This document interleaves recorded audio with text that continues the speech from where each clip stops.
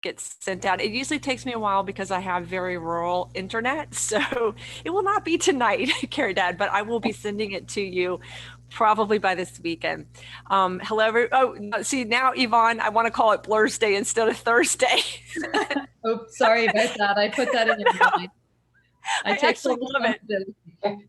It's beautiful. Earlier we were talking about, Thursday and knowing which day it is. And Yvonne said she's been hearing every day called Blur's Day, and that actually works for me. My name is Malika, and I have been hosting this Thursday book launch for almost a year now. Sometime in March will be a year. And tonight I am so incredibly honored and thrilled to be hosting for the Grabbed Anthology. Yes, I hope everybody has a copy. If you don't, you can get them. And Caridad, is there a place that you prefer people to purchase from? Where would you recommend? I can put it up in the chat, but it's available through any book dealer, Amazon, Barnes and Noble, independent bookstores, pretty much everywhere. Perfect. Thank you so very much. And I noticed other people held up their copies. So you have a lot of people in the audience that probably specifically, already have it. Thanks, Terry.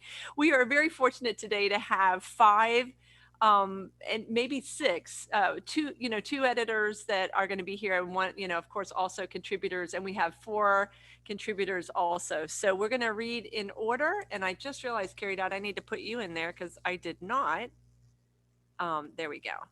And so I'm going to let each person kind of introduce themselves. We're keeping it very relaxed. Please let us know if you have a book out that we can get or how we can support you as a writer, and also any upcoming events that you have that we might be interested in, workshops, readings, things like that. So I think that's what we'll say right there. I do want to point out that this is really groundbreaking, and this was such an important. Caridad was saying that she felt like she had been pregnant for 4 years. I mean, all of y'all will recognize this title. I don't think I have to, say much. Okay, so bookshop.org. Okay, good. Thank you, whoever put that in there. I think that was in the chat section. You'll notice Caridad has given us a direct link, which is fantastic. But, having been a rape crisis counselor for many years in the early 90s, and knowing the statistics and how there was so little out there. Somebody was saying early on about Ellen Bass's book, Courage to Heal, and how that was so incredibly groundbreaking. And this is going to be one of those books that people come back to, empowerment and speaking out and saying our truth. So with that being said, I am going to move out of the way and turn it over to our lovely people that are here. Our first reader will be Brenda Codona. And Brenda, if you could speak, I will know where you are, because that's a little bit harder finding people. I see you. Okay. And I'm coming your way. I'm going to ask you to unmute, and you will be our spotlight video.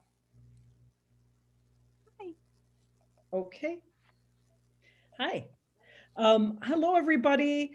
I'm Brenda Cardona, and I'm really happy to be here. And I wanted to thank Caridad and all the other editors for putting together this amazing anthology.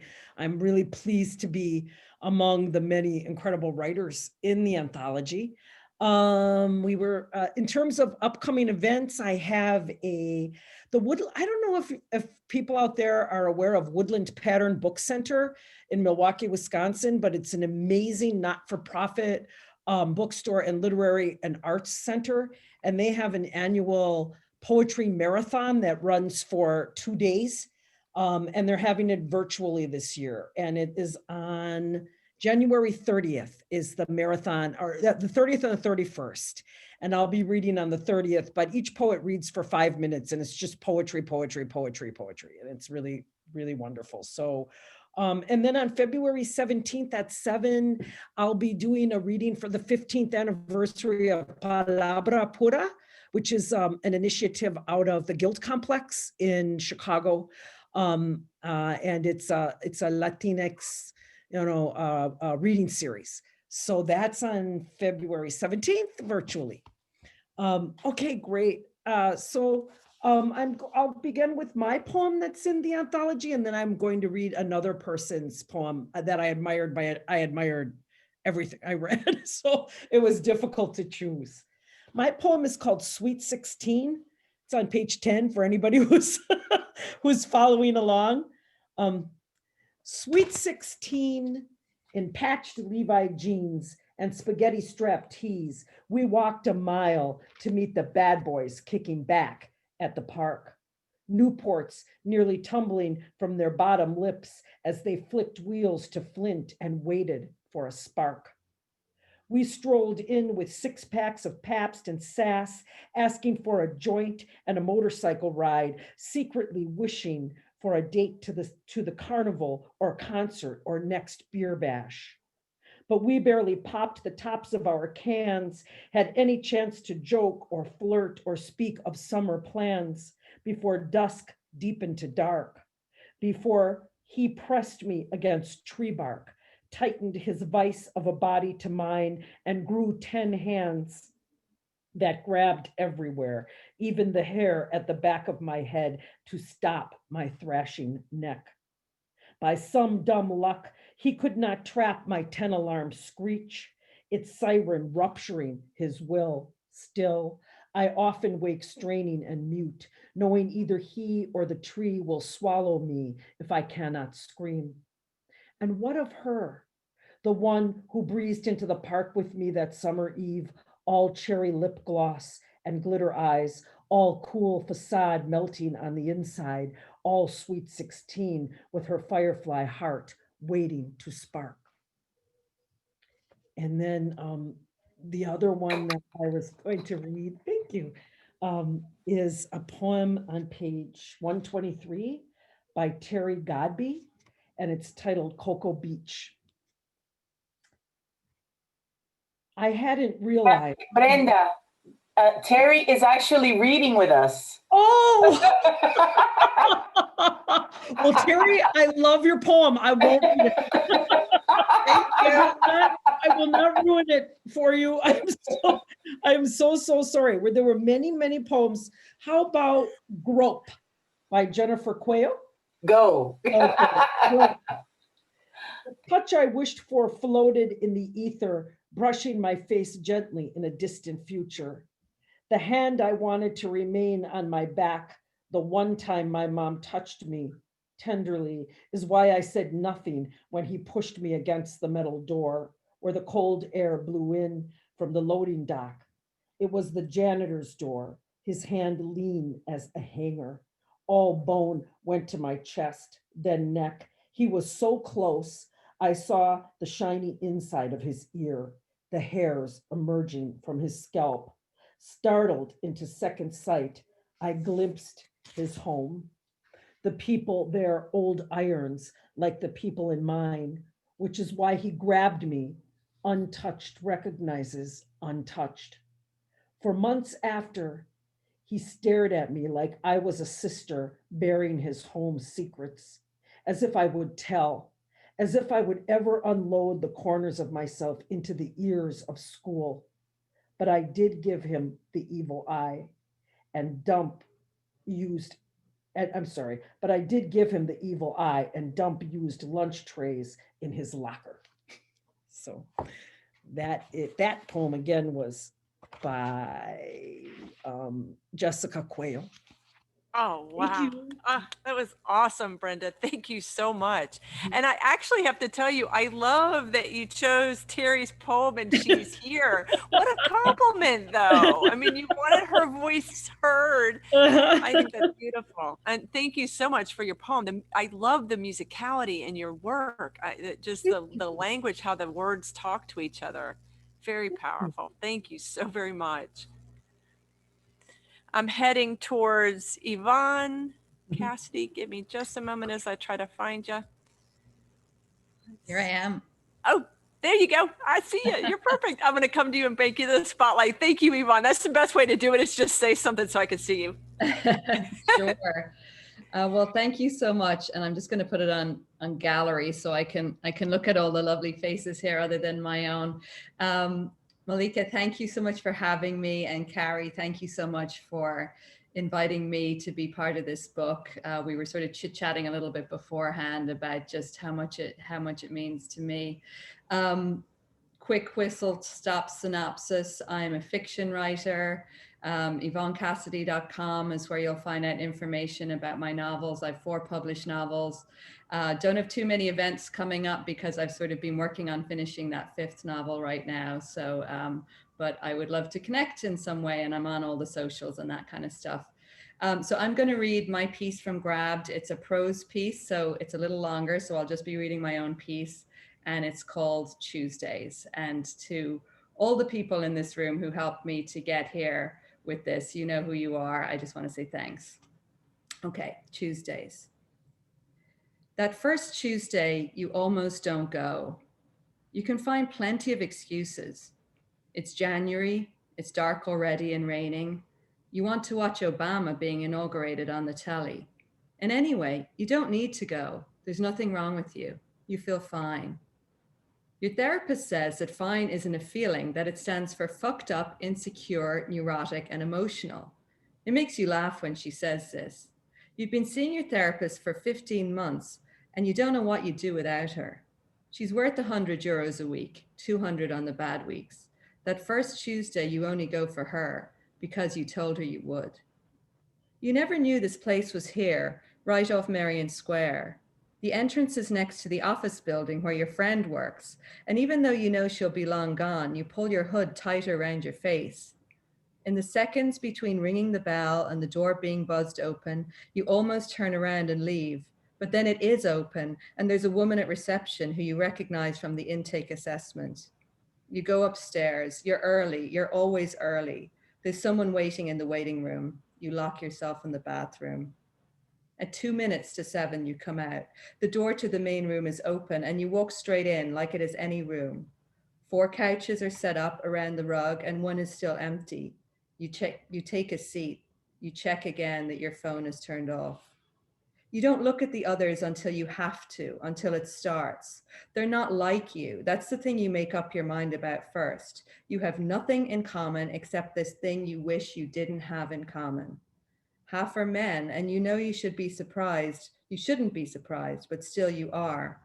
One is a taxi driver. One works in IT. One of the women has breast cancer. They are all older than you and from the north side with accents that sound different than yours. You are from the south side, from an affluent area that some would call privileged. You're not a snob. You don't care about things like money or where people are from. It doesn't matter. You were raised to believe it doesn't matter, but sitting here, suddenly it does. Things like this don't happen to people like you. Money should protect you from some things. You don't remember what was talked about that first night.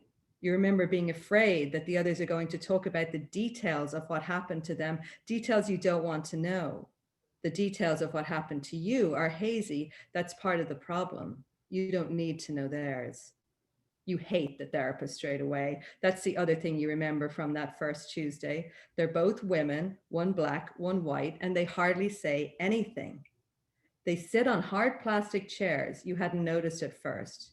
You wonder why that is, if it's because they were last in, or the unwritten rule is that the victims are the ones who deserve a comfy seat. You remember the force of that thought, the snag of the word victim. Did you speak that Tuesday night? Probably, yes, definitely. You don't remember what you said, but you know now looking back that you spoke because you thought you were supposed to, that you should. You're a good girl. You do what you're told. Maybe that's what got you here. You come the next Tuesday and the one after. On Fridays, you tell your therapist how much you hate all of them, how you are not like them. You tell her this isn't necessary. It's not like you have proper memories. It's not like it affects you. This thing happened 30 years ago. Some days you still wonder if it happened at all. You don't tell your therapist just how hard you cry in your car on Tuesday nights on the way home. You keep coming, you sit and look at the rug, you listen to the others talk about their families and the church and one man who goes to visit someone's grave. The woman with breast cancer has started to get comfortable talking about her inner child. Fuck that, fuck her. A new woman joins the group. It happened to her when she was in her 20s living in New York. She goes on and on about how badly the NYPD handled the situation. When the white therapist asks her how she feels, she goes silent and twists her ankle around and around, the sound of its clicking filling the room. Memories come in shapes you don't expect. You thought memories were visual, not physical, but you start to feel them in your body, like your body is not your own. You wanted memories, but you don't anymore. Now you want your body back, not to betray you like it did before. One Tuesday, the Black therapist says something. She says that it's easier for children to think that they are bad than to believe the world is bad, that it's too scary for them to think that. You've heard this before, some version of this, but that's the first Tuesday the tears come in the room instead of in the car on the way home. There are more of them after that, feelings, not fine anymore. The room holds it all, the tears and the rage. A teddy bear kicked one so hard it hits the wall. Sometimes there can only be silence.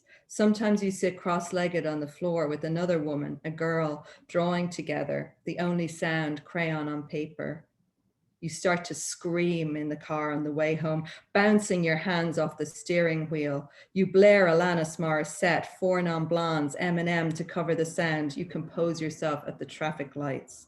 You buy a punch bag and boxing gloves, items you've wanted for as long as you can remember, and you punch until you are sweating and breathless. You have hot baths, hot tea, hot toast and butter. You put something easy on the telly. On the nights it's really bad, you sit on the bedroom floor in the corner with a blanket and your teddy bear and a coloring book, waiting for it to pass. Once you make a mistake and schedule a client presentation for a Wednesday morning. You show up, you get through it. Of course you do, you're a shower-upper, but you don't make that mistake again. The Tuesdays pass, spring, summer. You always know how near or far away Tuesday is in the week without having to check. You don't look forward to it, but you don't hate it either. You don't miss it except when you're away on holidays.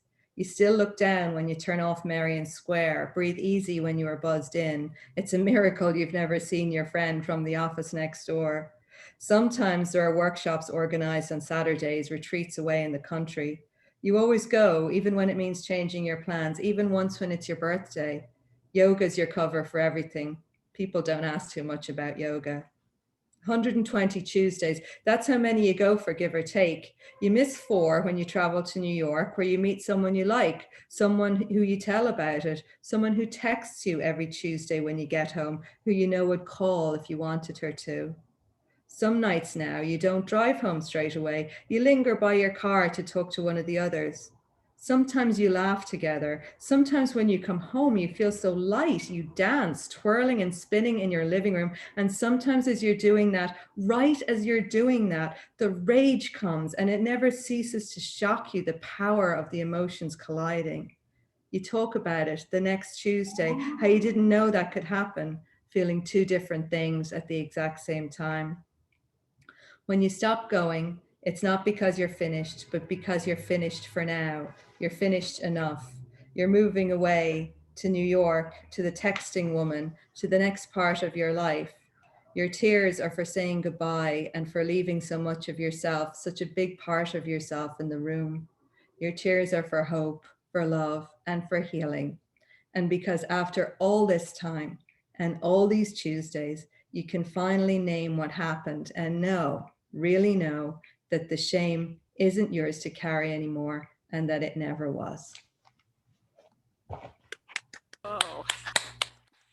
Oh, thank you so much, Yvonne. That was, I am just in awe of you and Brenda. This was gorgeous. And I wish that was one that could be handed out to so many people. It's just amazing. And it really captures that whole power of group, of the being in company.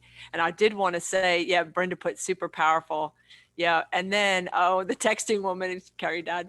The texting woman's in the next room. Oh, that's fantastic. One of the therapists I hated is in the Zoom room, and my friend who worked next door is also here in the room. So there's 3 cameos from the piece who are in the room tonight. I love it. Thank you, Yvonne. That's fantastic. And I love just that they're here as well. Kieran wrote, "The room holds it all," such a visceral experience told in second person. Wow, thank you. And then there's a whole bunch of other comments in there, which I'll send to you. So beautifully rendered is what Karen. And then Bernie said, "I'm the friend who worked in the office next door." Well, thank y'all. very much. That was, yeah, I'm calling everything yoga from now on. Roderick, yes, me too. Thank y'all so very much. Wow, we're headed to Terry now. Give me just a moment to find you, Terry. You've seen how it works for me. If you say something, that'll help.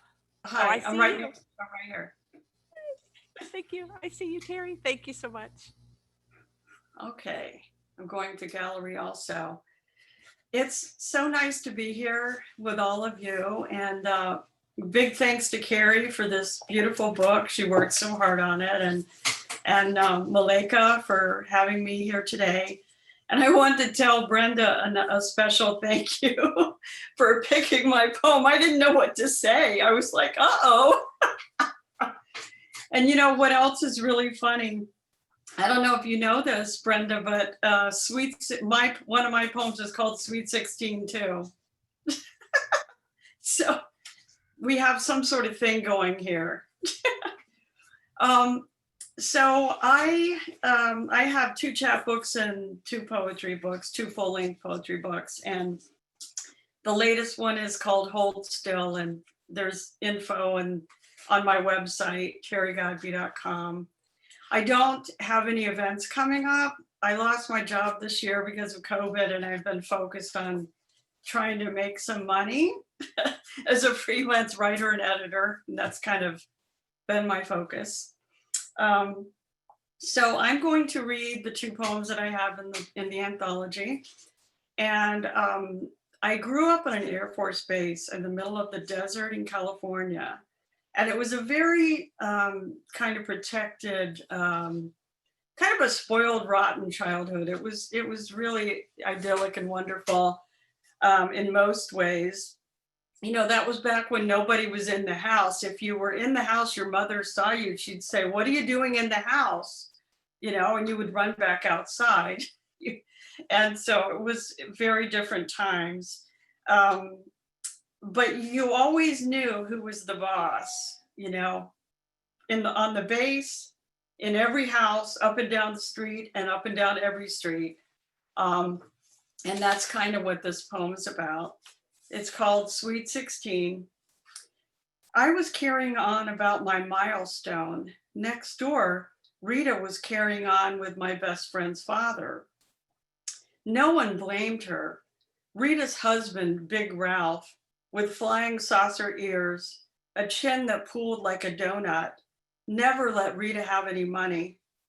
She scrubbed floors at the base hospital, took care of whiny little Ralph, owned exactly 2 house dresses, both plaid, of discordant, spectacular hues. I bounced out of bed on my birthday to mini skirts and Stones records, a reprieve from housework, and mushroom steak for dinner. Mom and I left the dishes to soak, joined Rita outdoors in the lawn chairs.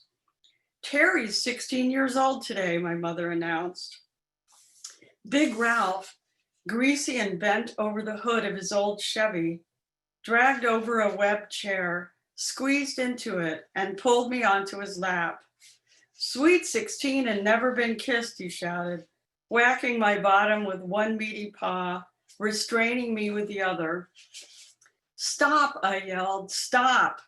I slapped and kicked and glimpsed through his thick, hairy ankles the upside down arrival of friends, neighbors. I'm going to spank you one time, he said, panting, for every year. I was sorry to be so old, sorrier still to be so young. My mind spun with wishes, and not the birthday candle kind. May the base commander rip the stripes off your massive sleeves. May little Ralph grow to hate you as much as I do. May Rita's lovers line the block. When he finished, I scrambled to my feet, tried not to cry, snarled, that hurt. Oh, honey, he said, still smiling. If that's the worst pain you ever know. Rita sighed. My mother lit another cigarette.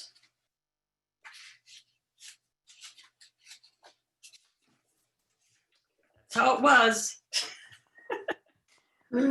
Okay, and so This is the, excuse me, this is the other poem, Cocoa Beach. And it's a pantoum. So when my father retired from the Air Force, I wasn't of age, and I was 17, so they dragged me to Florida kicking and screaming. And I intended to go back to California, but then a friend from high school moved here, and we got a place right on the beach in Cocoa Beach. And this is something that happened soon after that. And it's when I realized how naive I had been, you know, growing up the way I did. Cocoa Beach. I hadn't realized a man could slice me open. Mid-sentence, I cut my boyfriend off, started walking home along the causeway. Leggy and tanned, I didn't have to put up with a damn thing. Mid-sentence, I cut my boyfriend off, started walking in the dark. His car pulled up, get in. I didn't have to put up with a damn thing. Thrust my chin out and kept walking, get lost. In the dark, another car pulled up, a beater with 3 men. Want a ride? I thrust my chin out and kept walking, no thanks. The air swelled with the smell of ripening pears. A beater with 3 men, want a ride? They eased out of the car, I backed away. The air swelled with the smell of ripening pears. I looked for cover, marsh grass, river. They eased out of the car, I backed away. Muck soaked my sandals, wicked up my jeans. I looked for cover, marsh grass, river, forgot my fear of gators and water moccasins. Muck soaked my sandals, wicked up my jeans, boots snapped the gravel. Where is the little bitch? I forgot my fear of gators and water moccasins. A voice nearby, anyone got a flashlight? Boots snapped the gravel. Where is the little bitch? I even wished my boyfriend would come back. A voice nearby, forget the flashlight, let's go. I couldn't move, afraid it was a trick. I even wished my boyfriend would come back. Car lights blurred and bled along the causeway. I couldn't move, afraid it was a trick. Then stumbled to my feet and started walking. Car lights blurred and bled along the causeway. I stayed far off the road, watched for brake lights, stumbled over fire ant hills. I kept walking. I might not ever leave my house again. I stayed far off the road, watching for brake lights all along the causeway. Leggy and tanned, I might not ever leave my house again. I hadn't realized a man could slice me open. Wow. Thank you so much, Terry. I have to say that, especially that last one, the form that you chose really just kept increasing the level of fear. And there's a lot of comments in this chat section. So I will send that. You'll get a copy of that. But boy, it was just, yep, the perfect form for this story, and what an ending. Yep. And so this is from Brenda. This is fantastic. Not only do you both have Sweet 16 poems, she also has one called Cocoa Pie Road, which sort of echoes your Cocoa Beach. You two need to be talking, Brenda and Terry. That's awesome. And there's a couple other quotes. Oh yeah, blown away, amazing. Thank y'all so very much. This is amazing night. Thank you. Caridad, we're coming to you. I see you. Yay, I found somebody first try. Hi. So again, thank you so much to all of you who are here, to our amazing contributors who it's been a treat to sit and in the audience and hear you read and not have my voice reading your words in my head. So it's a wonderful companion to the book and to the experience for me. So thank you so much. I have a new book coming out in February, and I'll put it in the chat. It's called Tortillera from Texas Review Press. Really excited about that. There are a few upcoming Grabbed events, and I put in the chat our website, because we put all our events on there. So you can always check there. There's also interactive events. There are interviews with our contributors. There are writing prompts. There's curriculum for teachers. It's really a very interactive site, and we are very excited to share it with you. Like I said, I put it in the chat, but I will do that again. It's just grabbed anthology.com. So this first piece I'm going to read was based on a comment that I heard from a supposed friend, and it's called "At Least I Didn't Rape You." The wine we shared did it. You leaned in and offered me some killer advice because we both turned to look at the brunette who passed our table on the way to the bathroom. Since you're into chicks, you might as well think as if you had a dick. You have the power of preemptive strike. Just follow her into the john. Wait until she leaves the stall, then push her against the wall. Take what you want. Most guys won't admit it, but if we had our way, we'd knock you down. I consoled myself with all that could have been worse than discovering you were the kind of man my father would have understood, the kind of man who considered a woman nothing more than split and cleft, orifice, cavity, study and absence, a maw, a void.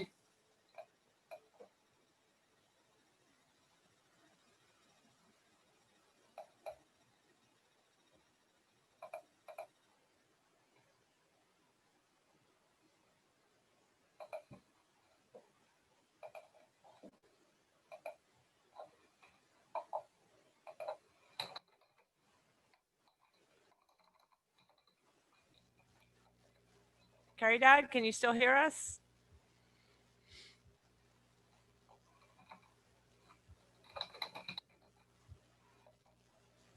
Yeah, that list is so powerful, maw and void. Whew. And then Brenda said a study in absence, maw and void. And the line that struck me was, you were the kind of man my father would have understood. Okay, I'm back. I'm so sorry. No worries. Should I just restart, or?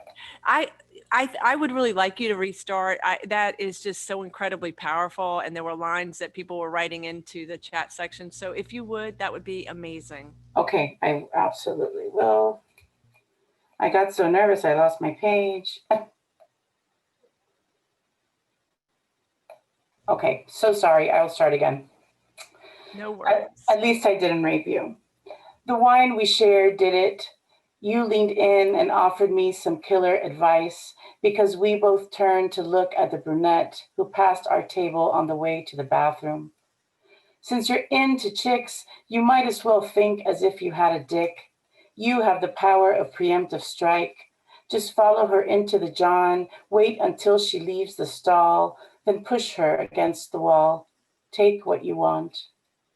Most guys won't admit it, but if we had our way, we'd knock you down, spread your legs, and plunge ourselves into what we want. I consoled myself with all that could have been worse than discovering you were the kind of man my father would have understood, the kind of man who considered a woman nothing more than split and cleft, orifice, cavity, study in absence, a maw, a void, worse than my childhood, litany of less than, Papi hammered into my head. The worst of his words, exhumed, corroborated by the spick and spade of your confession. Hija, a key that opens many locks is a master key. Don't be the slut with a busted deadbolt. I'd rather kill you than let you become a whore. At least I didn't rape you. Don't you know how lucky you are? Whew. Thank you. Whew. Yes, so chilling is what somebody just wrote. Thank you. Thank you so much. And now I'm going to read a poem by Emma Trellis, who is one of our contributors and a very dear friend of mine, and actually was a teacher of mine when I first started writing.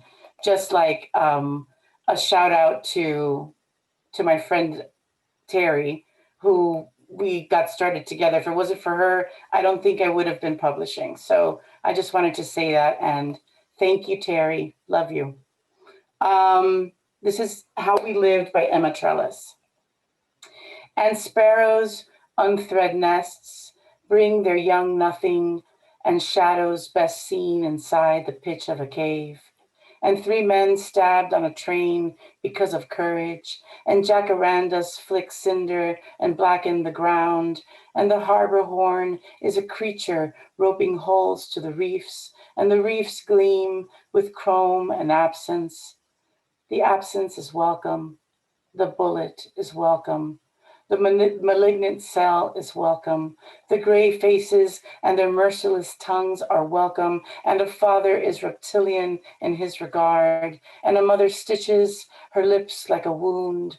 And the wound smells of silence and it's blaring. And a child lays hands on a mine. And a man swallows his lies without measure. And a woman is told she is less than him. She is less than the bodies left behind, less than the unmade, that never was, the dirt forgotten by the tracks. And I no longer care about the losses. I no longer care if the last bit of bark is stripped from the earth, if the starved possum survives the road, whether my neighbor coughs blood while she drags off a red, or the hand turning the knob means me harm. I no longer fear the inexorable diagnosis, the oceans rising to such heights. In my dreams, they are monstrous, but we are still running towards each other in this latest hour, refusing to shutter our eyes. Oh. Whew. Thank you. I love that one. Ah, that is just amazing. And is that in the Yes. Grabbed? And Yeah, that's been grabbed. That's, I was going to say, I thought so, but I wasn't entirely sure. And that poet's name was Emma Trellis. Am I Emma correct? Trellis, yes. Thank you for reading it, Caridad, and thank you for reading yours, and thank you for creating this, being the editor. Thank you. Thank you. Whew. Yes, that list of I no longer fears. Wow. Okay, I am headed towards Cynthia, and I see you. I'm here. Hi. Okay, thank you. Hi. Hi. Thanks, everybody. And thanks, Caridad and Malika and all the readers that we've had here. Uh-oh, my phone is ringing. I'm going to mute really quickly Sure, no worries. if I can figure out how to mute it. I can do it for you if you need. Let's see. Oh, actually, I turned it off. Sorry, bad timing.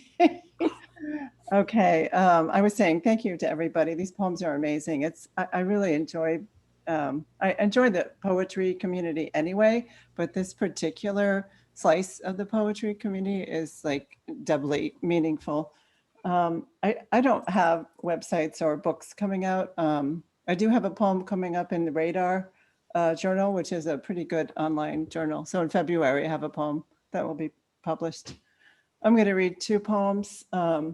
This first one, it's one of those poems where the title bleeds into it. So it's just one long line. She said, "Stop here." And then Jen showed me the spot where the man with the knife might have killed her. And now she comes to visit because she says a place like this needs regular care. There ought to have been a crouching beast of a monument, or snake pits, or Dante's river of fire and blood.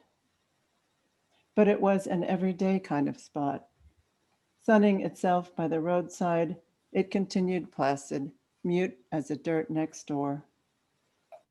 Jen had brought a picnic. We drank lemonade. All right, I have one more. Hitchhiker. The taillights of a Pontiac burned by the roadside, the air around me pearly with fog. Like a vagabond princess, I leaned back against green plush, told the man where to drop me. The scars have paled with the years, but sometimes I wake to the snick of a spring blade knife.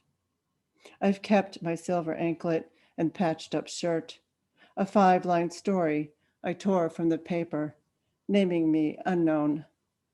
It's all still there in a bottom drawer, relics of another life, but also proof that I'm alive, that I met what came my way. Thanks. Thank you Thank so you. much, Cynthia. Oh, that was amazing. And a lot of people were commenting just how gorgeous your understatement in that first poem and that last line just being so incredibly powerful, so beautiful. There's a lot of comments in there just Right. saying thank you so very much. That is amazing. I really would like to to encourage everybody to go ahead and unmute, because I'm sure you're feeling the same way I do, which is I just want to clap and thank all 5 of y'all for everything. So Wow. feel free to do so. Marvelous. Whew. I'm going to the gallery view so I can see all of us. Yeah, and Brenda wrote, I read this poem several times, so strong in its understatement. That was about your poem, Cynthia. Yeah, thank you all for this anthology.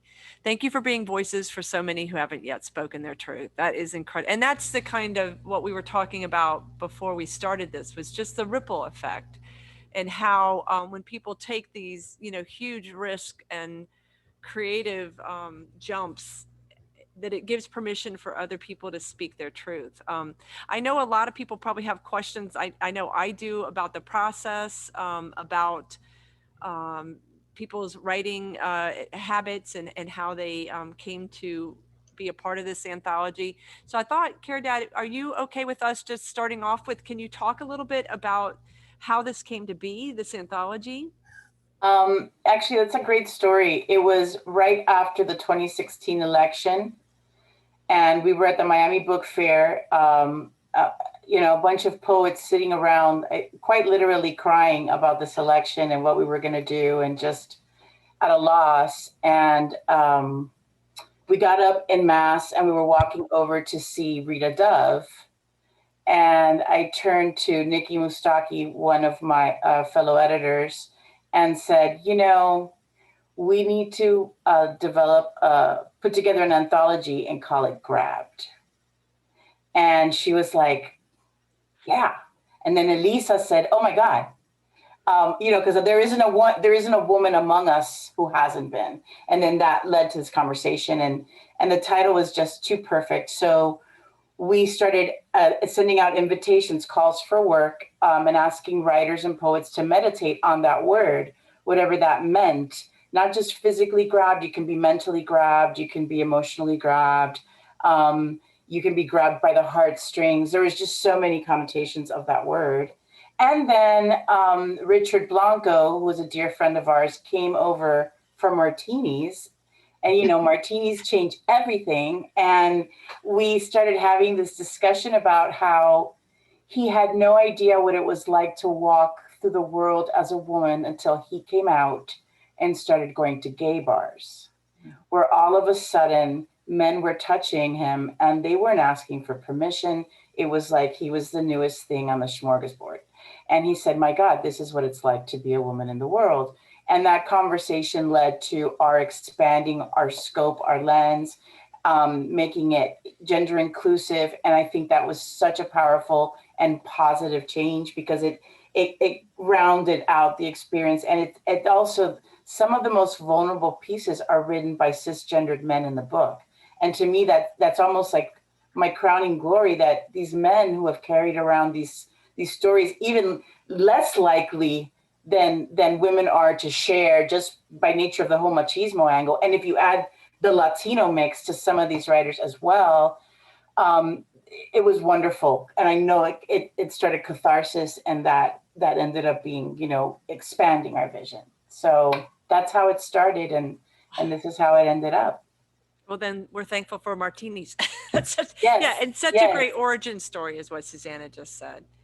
And so, yeah, that's, and I think that's where poetry is such a valuable art, to respond to the horror of having a president that even says that, grabbed, and where the title came from.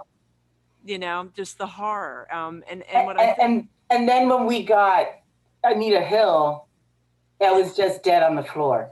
I was just, because I thought back to watching Anita Hill on television, and I was a teenager and being horrified and to have her, it's like what you were saying earlier, Yvonne, about being in the book with Ellen Bass and Ellen Bass having been so important. It's like having Anita Hill write, the afterword for this just blew my mind. Or when Joyce Maynard called me on the phone, what are you talking about? So it was like this whole very emotional experience for me, as well as a great professional experience for me. And now I understand why editors, are editors, and they, it was a whole different aspect. So it was a wonderful learning experience. Well, and I also love that y'all did invest so much time in the website and create a platform that, comes from a lot of different angles. I mean, it comes from we'll help you with prompts if you're interested in writing, if you're a writer already, or if you're writing for the first time, and then also for educators. So I think that you really created an amazing not only anthology that's so inclusive, but a space that really appeals to a wide variety of people. So that's amazing. We wanted it to be a happening. We didn't want it just to be a book that came out, this is me, this is about me. We wanted it to be about us, the collective. And the website, everybody has a different way of processing and a different way of approaching even creativity and artistic endeavors. So we wanted to give something that was a little something for everyone. And it's evolving. It's a work in process and in progress. So we hope to continue adding on to it. And when you go on to it, if you want to submit something that you've written, we also have a blog. Please feel free to do that. It is a safe space for that. And we encourage you to interact with it. So just to remind you, that is the website's right in the chat section. If you haven't already been, I would definitely encourage you, because like Caridad said, there really is something for everybody. And then for the writers, Yvonne, you were talking a little bit in advance, and I was wondering if you would talk a little bit more about your experience with your piece that you submitted. Sure, absolutely. I mean, I can't express enough gratitude to Carrie and the other editors for creating this anthology, because I quite simply would never have written that piece. I mean, I just wouldn't. And Nikki Moustaki, one of the other editors, asked me one night, she's a friend of my wife Danielle's, and we were out for dinner, and she said, she knows I'm a writer. She's like, would you write anything for it? And I said no. I mean, no was out of my mouth before she'd even finished her question. But that night I came home and it was late, and I was just here in the living room. I just started to write it on my phone. It was like the piece had been there just waiting, for someone to say, write me. And it literally just pretty much poured out. And from that night to the publication, there was a lot, because there was people in my life who didn't know that this had happened. And I'd done a lot of healing and recovery work, and there was pockets of people who knew, but there was a lot of people and family members who didn't. So it just became, it was a very freeing thing. It was a very, writing it was freeing, but when it finally got to seeing it in this and being able to read it here tonight, and I'm struck by the fact that I'm reading it was January, and it was Obama's inauguration, and now it's next week there's a whole other inauguration.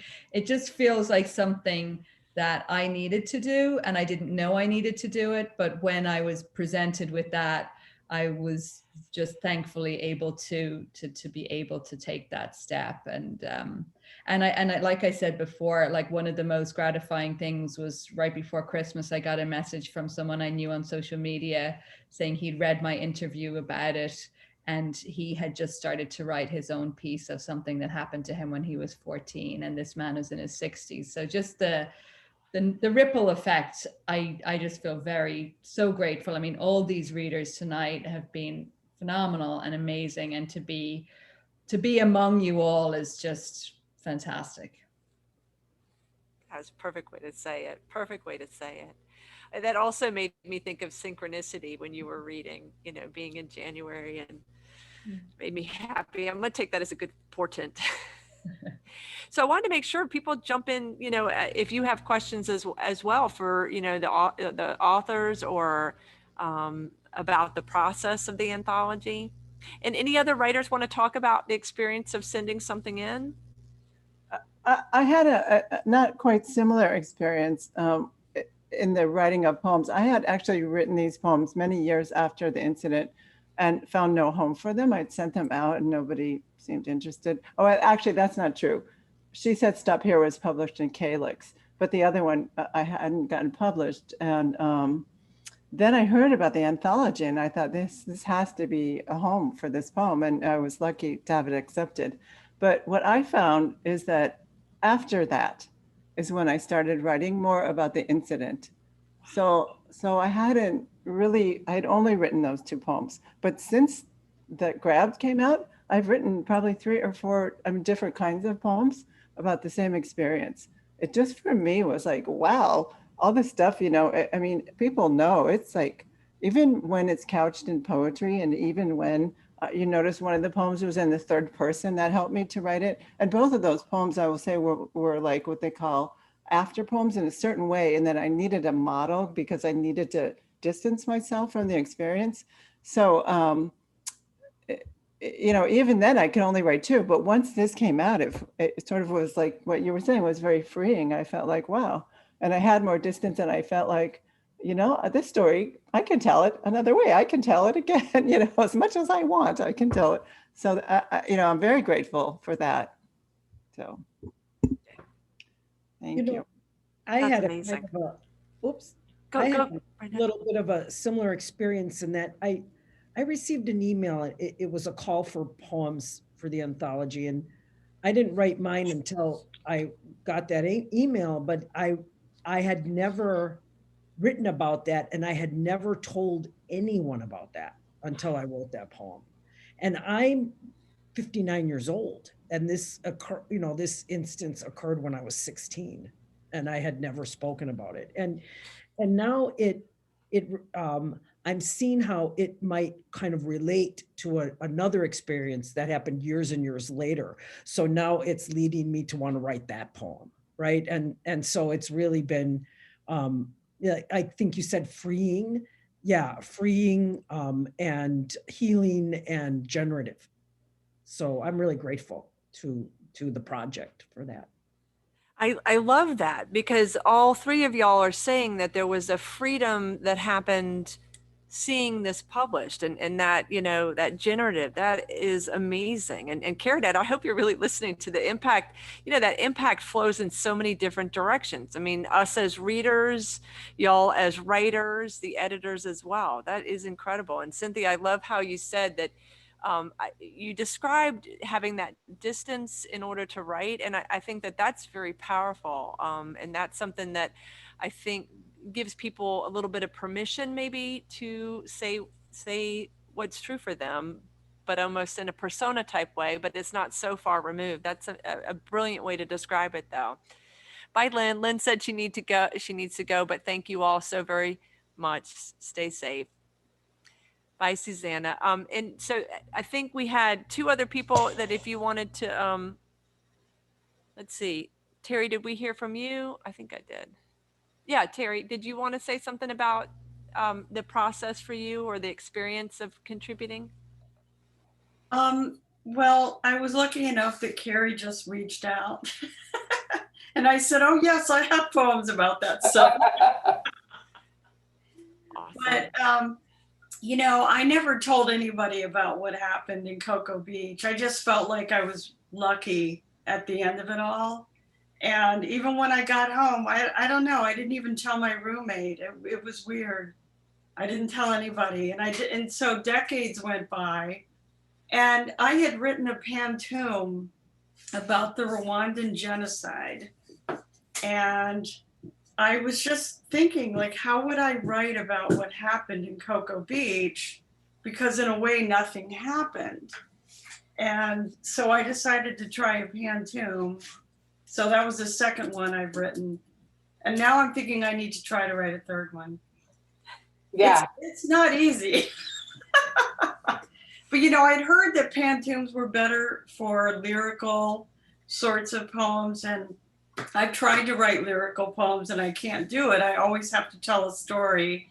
So I decided, well, I'm just going to do it anyway. And as far as Sweet 16, that was kind of one in a series of poems I wrote about, growing up in the desert. I have a whole lot of them. And, and not recently, I changed the names of the people, but recently I found out that the woman who lived next door died. And that really got me thinking about all of that. Mm-hmm. Mm-hmm. But yeah, so I think this reading has been great, and I feel energized, and I'm gonna write another pantoum.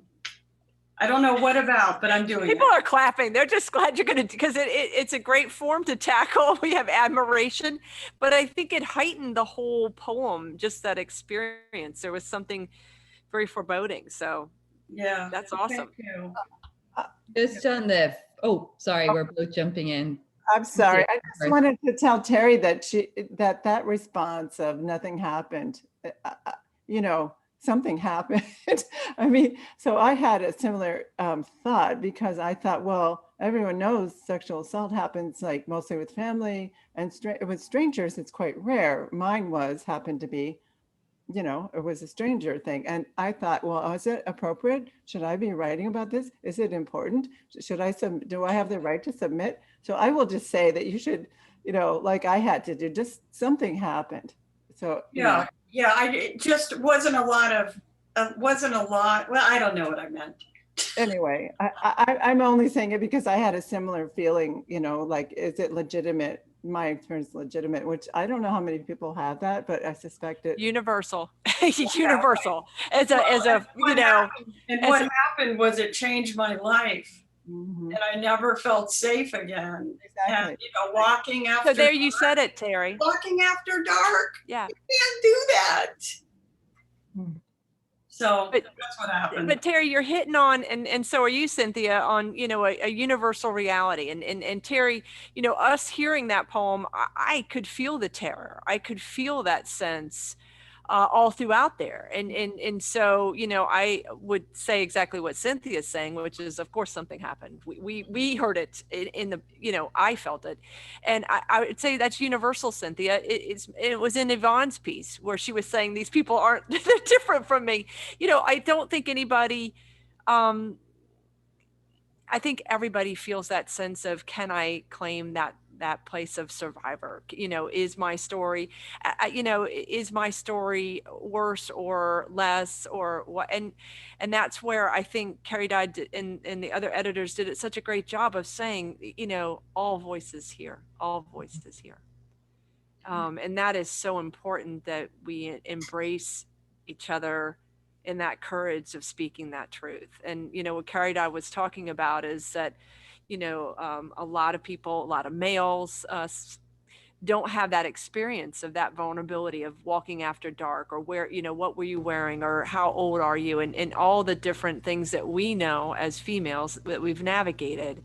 But that being said, the statistics are 1 out of 5 men. So I can say that when I was a rape crisis counselor, we had boys and men coming to therapy, and 1 out of 3 women, although I still think that statistic is probably underestimated, because we know how many here said, I never told anybody. Mm-hmm. So I just want to say thank y'all so very much for creating this community, for having the courage, for speaking out. That ripple effect, you have no idea how many lives you're going to impact. I mean, look, Brenda chose one of Terry's poems to read, and Terry's here. So, already, even amongst yourselves, you've chosen pieces that speak to you. So, bravo. That's bravo. the best thing. That's the best thing I could ever hope for. And it was meant to be. Yes. That 4-year pregnancy was worth it. Because my baby is so pretty. But look how many babies you have. I know, they're so beautiful. They are gorgeous. Also, Caridad, I want to celebrate your book coming out. So you and I will talk about maybe doing a book launch with your book, and I y'all would can love all come that. back Thank because I get to you. see you again. Thank you. Yes, I would love that. That would be amazing.